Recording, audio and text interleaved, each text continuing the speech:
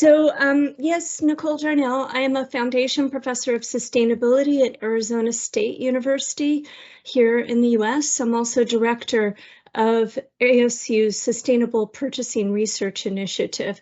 And I'm really eager to talk with you today about sustainability standards and reporting. In thinking about responses to accountability goals and what we're trying to achieve here when we're seeking to advance sustainability and using accounting to get us there, the key issue that I'd like to drive home is that policy nudges are really important at engaging behavior. And as we know, there have been increased expectations for accountability. We see this in both the public sector and the private sector.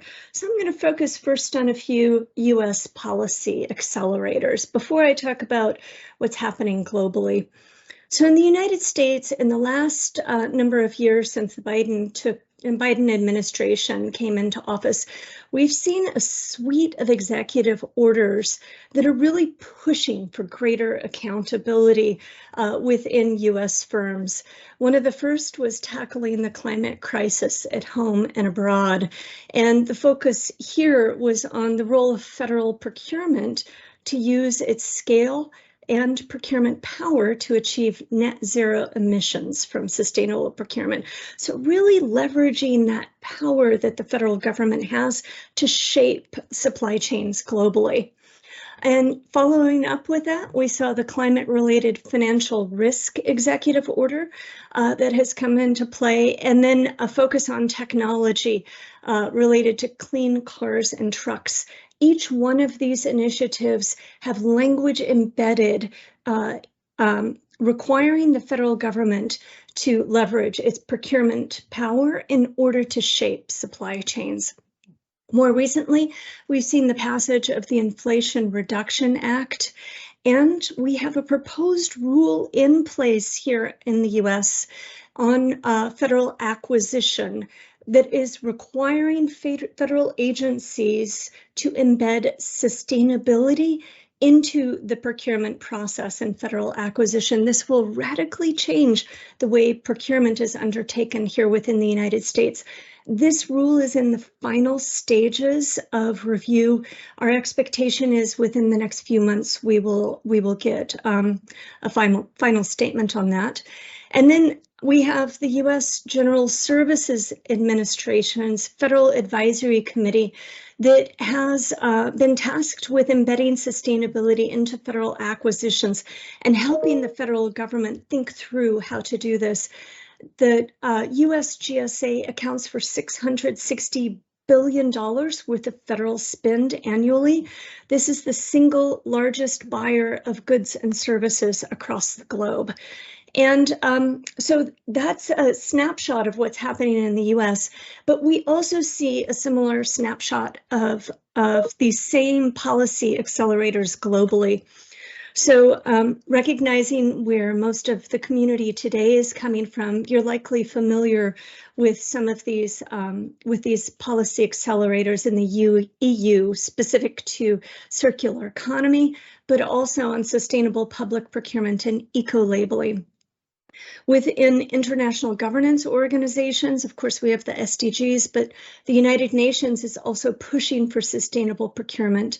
And we see similar activity within the OECD, also the World Bank, but also we're seeing pushes within country level settings. So for instance, in Japan, it has passed the Act on Promoting Green Purchasing. This act has been in place for more than 20 years.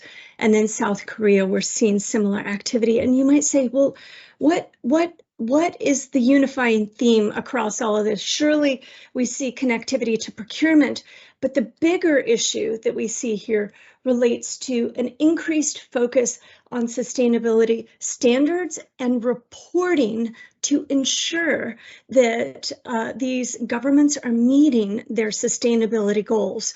So if the focus is on using the scale and power of procurement to achieve net zero emissions, these entities are doing this by relying on sustainability standards and reporting to get them there.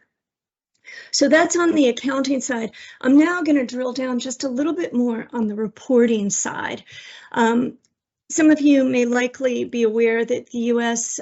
Securities and Exchange Commission within the last couple of weeks passed its rule for climate-related disclosures requiring publicly traded companies to report their Scope 1 and 2 emissions. Although it didn't go so far as to focus on Scope 3 emissions, companies are engaging with sustainability reporting around Scope 3 emissions on their own, but we also see other rules that are going to prompt this more widespread activity.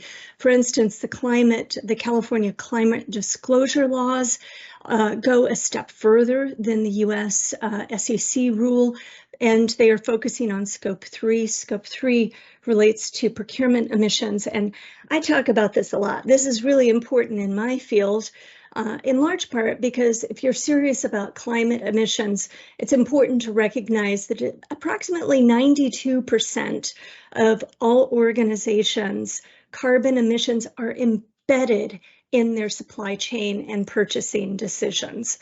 So that's why Scope 3 matters so much. And then we have this proposed revision to the federal acquisition rule that are requiring vendors to report their climate-related risk and to disclose whether they have climate mitigation plans in place. Globally, we see similar policy accelerators around the reporting side. We have the CSRD within the EU, but then we see country-specific activities in Canada requiring disclosure of greenhouse gas emissions. We see similar activity in Hong Kong, China, India, Australia, and many, many other countries. And again, the key central focal point across each of these activities is on sustainability standards and reporting. All right, so recognizing that this is the policy landscape that we're operating within, and when I say increasing expectations, this is our new baseline. More countries are coming forward, and greater expectations are moving related to this space. Here's the thing about sustainability reporting. The emphasis is on disclosure primarily. And it's important to think about this and what it means.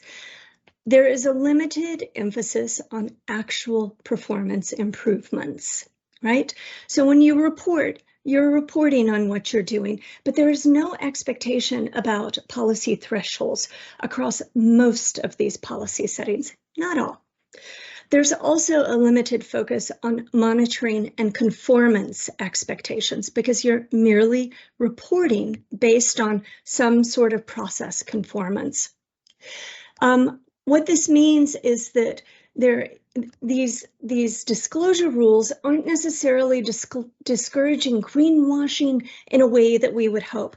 Now we see a little bit of light, and this light came through in the last week or two with the EU's 2024 directive on green claims, which is tightening some of those screws around greenwashing.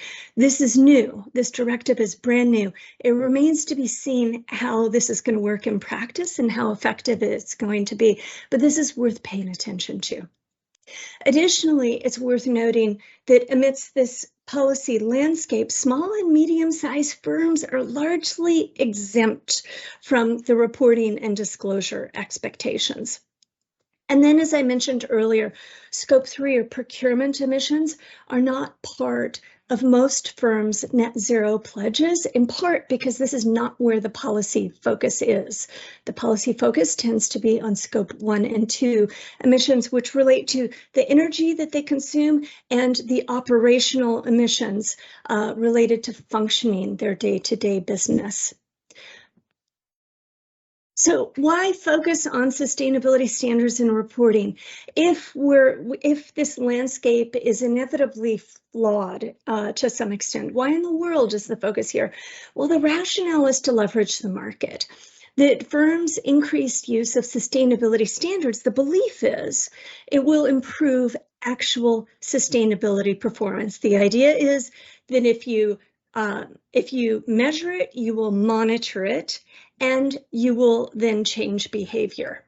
The hope is that these good deeds then will be rewarded equivalently within the market. So some colleagues and I within the University of Bath and Leeds have poked at this a little bit more. And we asked questions about, okay, we have increased expectations for adhering to sustainability standards and to improving performance. To what extent, if we adopt more standards, if we follow more standards, does sustainability performance improve? And then simultaneously, to what extent does market performance improve with the increased use of these sustainability standards? And we see both positive information and we also see concern. So on one hand, as firms are adopting more sustainability standards, we see that their sustainability performance improves to a point.